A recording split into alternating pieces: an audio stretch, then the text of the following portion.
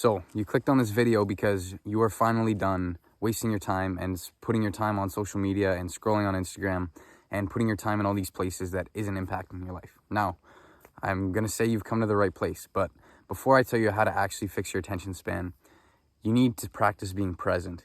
That means being in the moment, focusing on one thing at a time. With this video, don't scroll down to the comments. Don't be looking at thumbnails of other videos. Don't skip ahead. Watch the entire video. That is the only way to help you. And I'm promised I am not doing this for my viewer retention or whatever it's called. You need to practice being present. You need to focus on what you are doing in the moment. If you can't focus on this video, then how are you going to focus on anything else in life? Let me take you back to the summer of 2017 when I started using Instagram. I was 12 at the time, and I had become addicted to this app. I used to play soccer a lot, and in doing so, I'd have practices early in the morning. So before I was going to sleep one night, I had practice at 7 the next morning, and I was going to go to sleep at 8:30 so I could wake up at 5:30 and feel pretty energized. And before I went to bed, I had started to get thoughts in my mind. I was just thinking, let me go check Instagram. You know, there might be some messages I need to respond to. So I go on Instagram, open up the app, and before I know it, I have scrolled down, watched probably 20, 30 basketball reels, and there were no messages to begin with, but I just started scrolling. And 30 minutes goes by. I've spent 30 minutes on the app, and I look at it, and it's 9 o'clock at this point, and I'm like, okay, well, I better go to bed, because if not, I'm going to wake up tired. And I close the app, but then I get a YouTube notification saying one of my favorite YouTubers at the time posted a new video. What do? Go watch that. I spend an hour watching these videos, and at that point it's 10, and I figure, well, it's 10 now, and I've wasted all this time, better go to sleep now. Still went back on Instagram, wasted another hour, and it was 11 o'clock at this point. I had spent 2.5 hours on pointless apps, just wasting time, and I needed to go to sleep because I had practice in the morning, and I still hadn't gone to bed, and it's 11 o'clock, and so I'm like, I am exhausted. I need to go to sleep. If not, I'm gonna wake up so tired in the morning. And I put my it was an iPad at the time. I put my iPad down, plugged it into charge, and tried to fall asleep. And I was laying there for about 1 or 2 minutes, and suddenly I got the urge to go back on Instagram and think, what if someone messages me at this point? And I had conflicting thoughts in my mind. I'm like, no, need to go to sleep. You have practice in the morning. Yet, what do?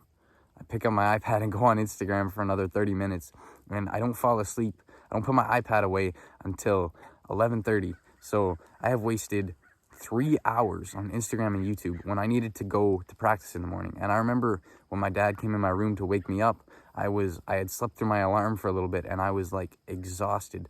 I went to practice the next morning, and I was completely gone. My performance was garbage. I was not in the moment at all.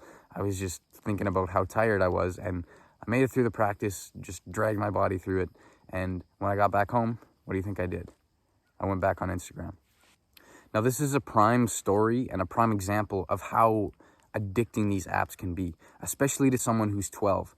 And lucky enough, I deleted the app when I was around 13 because I found it was wasting all my time, and I had no time to do anything that I actually liked. I didn't completely eradicate the app from my life and completely stay off of it, but there were people who were in my class who were staying up till 3 in the morning on school nights every single night, spending time on Instagram and watching these things. So I consider myself to be one of the lucky ones, and I still to this day feel the repercussions and feel the effects that these damaging apps have had on me.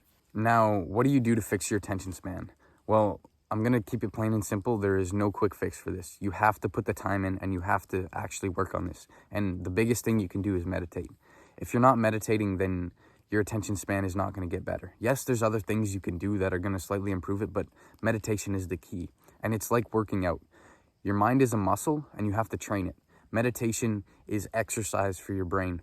And you can't expect to get a good physique if you don't go to the gym or don't exercise or don't do anything to train your body. It's the same with your attention span. Even if you get off the apps, you have to work on improving it, because even when you're not scrolling on Instagram or being hyperstimulated, your mind is still wandering all the time. I find even with me, when I'm trying to talk to someone and we've been having a really long conversation, eventually my mind starts to wander, and I've worked on meditating and done this for a long time, and my mind is still wandering. You can't get around the fact that your mind is going to wander, but you just have to get better at bringing yourself back to the present moment. And believe me when I tell you, Watching these videos is not enough. There are so many self-improvement videos that are so hyper-stimulating that they're actually making your attention span worse. Your attention span is only going to get better if you actually take the actionable steps in these videos. If you just watch the video, say you made it all the way through this one, and then you see another one that grabs your attention and you click on that, then you're not going to make any progress and you're actually going to get worse. The only way to actually make progress is to work on stuff. If you don't practice and you don't actually try and meditate and you don't try and implement these habits into your life, then you're never going to get anywhere. Besides meditation, there's a few other habits that are really going to help your attention span and really going to help your life in general. These include reading, journaling, walking in nature, and just being out in nature, and exercising. And meditation obviously is a big one. So those 5 habits are going to help you increase your attention span, increase the quality of your life in general, and it's just going to make you have such a better life experience. Now, after all this, and I've explained this to you, you might be thinking, well, why should I do this? If you actually want to be happy, and the key, trust me when I tell you, the key to being happy in life is being in the present moment. A wandering mind is an unhappy mind. The reason we like to go on social media is because we're either feeling sad, lonely, or bored. They're just a coping mechanism for issues that we haven't addressed yet. And yes, they give us some pleasure in the moment, but once we log off the apps, it leaves us feeling worse. And the more you keep doing it, the worse those effects become. So if you actually have respect for your life and you want to be happy and enjoy your life experience, then you know what to do. And watching this video is not enough. It's time for you to take action. So go meditate, bro. This is just an honorable mention, but like, look at that view, not my finger.